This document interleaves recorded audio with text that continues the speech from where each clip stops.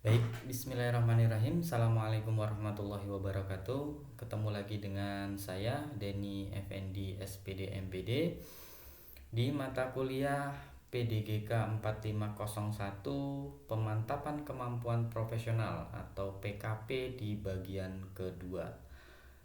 Di bagian ini saya akan menjelaskan bagaimana rekan-rekan nanti akan menyusun bab 1 dari laporan PKP yang berisi tentang latar belakang masalah. Nah, tentunya pada tahap ini mahasiswa harus sudah menemukan atau sudah mengidentifikasi masalah yang ada pada pembelajaran yang dilakukan di kelas. Dan tentunya setiap rekan-rekan mahasiswa sudah menemukan judul dari laporan PKP yang akan dibuat.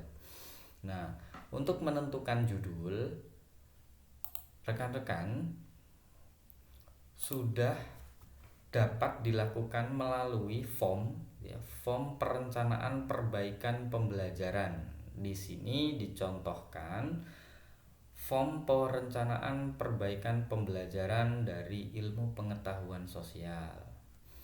Nah, apa saja isi form ini untuk menemukan atau mengidentifikasi masalah yang ditemukan pada pembelajaran di kelas ataupun pada video pembelajaran yang diamati di portal GPO. Nah, di sini ada poin yang pertama, ada fakta atau data pembelajaran yang terjadi di kelas. Nah, misalkan saja. Nah, jadi misalkan saja fakta atau data pembelajaran yang terjadi di kelas itu adalah rendahnya hasil belajar siswa kelas 4 pada mata pelajaran ilmu pengetahuan sosial materi alat transportasi di SD Negeri Bedeng Seng. Nah, itu sebagai contoh. Terus kemudian identifikasi masalahnya. Nah, bagaimana mengidentifikasi masalahnya? Misalkan saja,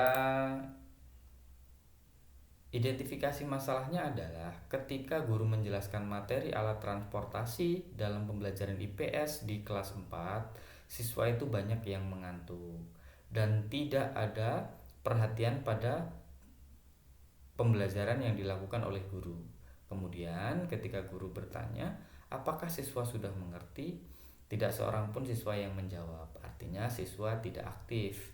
Akibatnya pada saat mengerjakan soal, hasil belajar siswanya rendah. Nah, ini sebagai contoh bentuk identifikasi masalah. Lalu di tahap selanjutnya ada analisis masalah. Kenapa kok itu bisa terjadi? Nah, analisis masalahnya, media dan metode yang digunakan terlalu monoton sehingga perlu untuk mengganti atau bisa mengkomparasikan metode dengan metode yang lebih variatif. Nah, kurangnya perhatian siswa terhadap materi yang disajikan guru. Guru kurang memberikan kesempatan siswa untuk aktif, baik bertanya ataupun menanggapi. Nah, itu contoh dari analisis masalahnya. Lalu untuk selanjutnya, alternatif dan prioritas pemecahan masalah. Apa alternatifnya? Alternatifnya yaitu menggunakan media gambar pada kegiatan pembelajaran IPS di kelas 4 pada materi alat transportasi. Dan rumusan masalahnya adalah, nah, bagaimana atau bisa jadi apakah begitu ya. Ini hanya sekedar contoh. Di sini bagaimana meningkatkan hasil belajar siswa kelas 4 pada mata pelajaran ilmu pengetahuan sosial materi alat transportasi menggunakan media gambar di SD Negeri Bedengseng. Nah, kira-kira seperti itu sehingga nanti bisa disusun judul dari laporan PKP-nya. Nah, ini untuk menentukan judul dari laporan PKP. Nah, setelah itu rekan-rekan nanti sudah bisa menyusun untuk di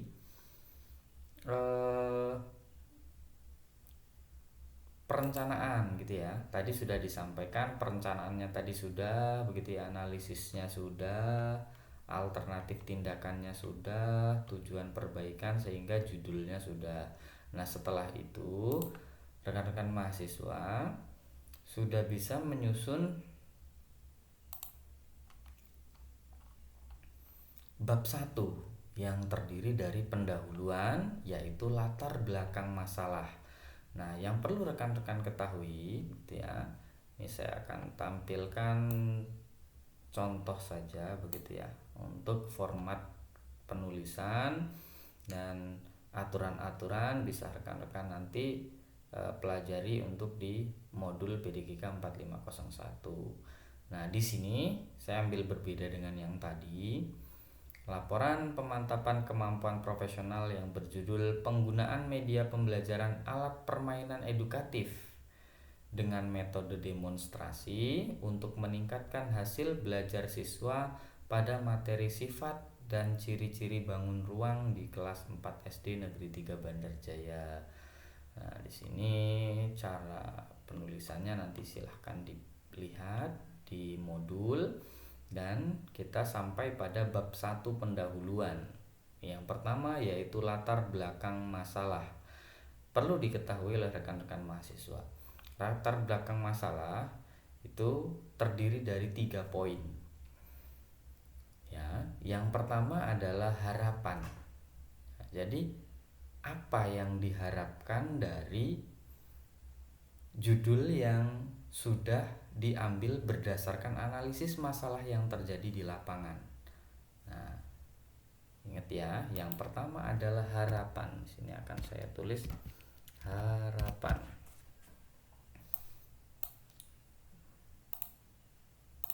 Nah, apa saja harapannya? Nah, di sini sebagai contoh saja begitu ya. Nah, intinya di sini diharapkan gitu ya, diharapkan atau harapannya dengan belajar matematika gitu ya, tentu saja tidak terlepas dari perannya dalam berbagai aspek kehidupan. Dari belajar matematika, seseorang akan terbiasa untuk berpikir secara sistematis, kritis, ilmiah, mengembangkan logika, menjadi lebih teliti, cermat, sabar, dan dapat mengembangkan aktivitas yang kreatif. Karena dalam pembelajaran matematika melibatkan intuisi, imajinasi, serta penemuan yang dapat mengembangkan pemikiran divergen, orisinil, rasa keingintahuan siswa, rasa ingin mencoba, dan juga dapat mengembangkan kemampuan siswa dalam pemecahan masalah. Itu yang diharapkan gitu ya.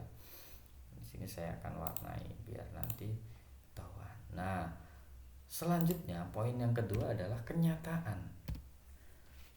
Kenyataan. Nah, kenyataannya seperti apa? Kenyataan yang terjadi di pembelajaran yang di kelas tentang pembelajaran matematika itu seperti apa? Melalui pengamatan yang sudah dilakukan. Nah, ini ternyata kenyataannya gitu ya. Sampai saat ini pembelajaran matematika ini masih menjadi momok yang mengerikan bagi kebanyakan siswa, kebanyakan orang. Nah, berdasarkan hasil observasi yang dilakukan kepada siswa kelas 4 kelas 5 SD Negeri 3 Bandarjaya pada mata pelajaran matematika dengan materi sifat dan ciri-ciri bangun ruang, terdapat kurang lebih 70% dari 30 siswa itu masih belum mampu untuk memahami dan menguasai materi sifat dan ciri-ciri bangun ruang yang dilihat berdasarkan hasil nilai siswa yang masih di bawah KKM. Hal ini disebabkan oleh penggunaan metode pembelajaran yang kurang tepat, juga kurang menarik, yaitu metode konvensional berupa ceramah, penugasan yang dilakukan oleh guru. Dalam pembelajaran yang dilakukan, guru hanya menjelaskan, memberikan informasi berdasarkan buku cetak yang ada tanpa melibatkan siswa lebih aktif dan kreatif dengan mendapatkan informasi dari berbagai sumber. Nah, hal tersebutlah yang menyebabkan siswa menjadi kurang fokus, sering sibuk bermain sendiri dan juga mengobrol bersama teman saat kegiatan belajar mengajar berlangsung. Nah, di sini ditampilkan data hasil prasurvei, hasil analisis, proses pembelajaran matematika, materi bangun ruang kelas 4 SD, kelas 5 SD, Negeri 3 Bandar Jaya, bahwa yang mendapatkan nilai lebih dari 70 atau tuntas itu berjumlah 12 orang atau persentasenya yaitu 40%. Sedangkan yang kurang dari 70 atau belum tuntas itu berjumlah 18 orang, yaitu 60%. Nah, inilah bagian kedua yang menggambarkan kenyataan gitu. Nah, inilah bagian kedua yang menggambarkan kenyataan yang terjadi di pembelajaran di kelas begitu. Nah, disinilah terjadi masalah. Kenapa terjadi masalah? Karena harapan dan kenyataan itu tidak sama. Nah, maka terjadi masalah. Lalu, yang selanjutnya adalah ketika harapan dan kenyataannya itu tidak sejalan, maka terjadilah masalah. Nah, maka yang selanjutnya di sini adalah solusi. Apa solusi yang bisa kita berikan? Ya, solusi. Apa solusi yang bisa kita berikan untuk memperbaiki keadaan tersebut? Nah, di sini dilihat dari hasil observasi yang menunjukkan bahwa masih banyak siswa yang kurang mampu memahami serta kurang minat dan termotivasi belajar materi sifat dan ciri-ciri bangun ruang, maka penulis melakukan perbaikan pembelajaran melalui penelitian perbaikan pembelajaran untuk meningkatkan hasil belajar siswa kelas 5 SD Negeri 3 Bandar Jaya dalam materi sifat dan ciri-ciri bangun ruang. Kegiatan penelitian perbaikan pembelajaran merupakan pelaksanaan pembelajaran menggunakan media geometri dengan judul Penggunaan Media Pembelajaran Alat Permainan Edukatif dengan Metode Demonstrasi untuk meningkatkan hasil belajar siswa pada materi sifat dan ciri-ciri bangun ruang di kelas 5 SD Negeri 3 Bandar Jaya. Dengan menggunakan media geometri, siswa diajak untuk aktif serta diberikan kesempatan untuk mengembangkan kreativitas siswa dalam pembelajaran yang diharapkan akan dapat meningkatkan hasil belajar siswa. Nah, jadi inilah gambaran dari solusi yang dilakukan mahasiswa untuk memperbaiki pembelajaran yang dinilai kurang efektif. Nah, ini ada 3, saya ulangi, ada harapan, ada kenyataan, kemudian ada solusinya. Nah, setelah itu ada poin identifikasi masalah begitu. Nah, poin identifikasi masalah ini hampir sama, bahkan bisa sama dengan identifikasi masalah di form perbaikan pembelajaran yang ditampilkan di awal tadi. Karena ini judulnya berbeda, tentu berbeda. Di sini hasil identifikasi masalah yang didapat berdasarkan latar belakang masalah yang telah ditemukan di atas yaitu yang pertama, tidak ada media pembelajaran yang digunakan dalam kegiatan belajar mengajar. Yang kedua, penggunaan metode pembelajaran yang kurang tepat karena menggunakan metode teacher centered learning yang berpusat hanya pada guru. Yang ketiga, siswa merasa tidak senang jika belajar matematika. Yang keempat, hasil belajar matematika yang masih rendah. Nah, inilah masalah-masalah yang ada. Nah, lalu selanjutnya analisis masalah. Kenapa itu bisa terjadi? Nah, berdasarkan hasil dari identifikasi masalah, diketahui bahwa faktor penyebab dari siswa yang kurang menguasai dan kurang memahami materi yang diberikan oleh guru adalah yang pertama, penggunaan media dan metode pembelajaran yang kurang tepat. Dan yang kedua, minat serta motivasi belajar siswa itu masih kurang, perlu ditingkatkan. Lalu Selanjutnya adalah alternatif dan prioritas pemecahan masalah. Apa alternatifnya? Dari hasil analisis masalah di atas, adapun alternatif yang dapat digunakan dalam pembelajaran di kelas adalah yang pertama, menggunakan media pembelajaran alat permainan edukatif dengan metode demonstrasi dalam pembelajaran materi sifat dan ciri-ciri bangun ruang. Yang kedua, pembelajaran harus berpusat pada siswa atau student centered learning. Yang ketiga, menciptakan kelas yang aktif dan kreatif. Nah, itu adalah alternatif dan prioritas pemecahan masalah.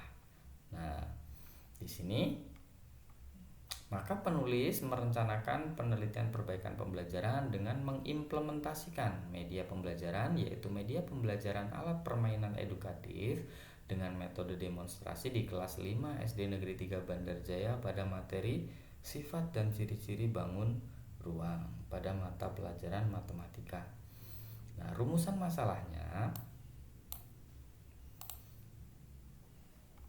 yaitu apakah penggunaan media pembelajaran alat permainan edukatif dengan metode demonstrasi dalam mata pelajaran matematika materi sifat dan ciri-ciri bangun ruang dapat meningkatkan hasil belajar siswa kelas 5 SD Negeri 3 Bandarjaya. Nah, itulah rumusan masalahnya. Lalu tujuan dari pembelajarannya,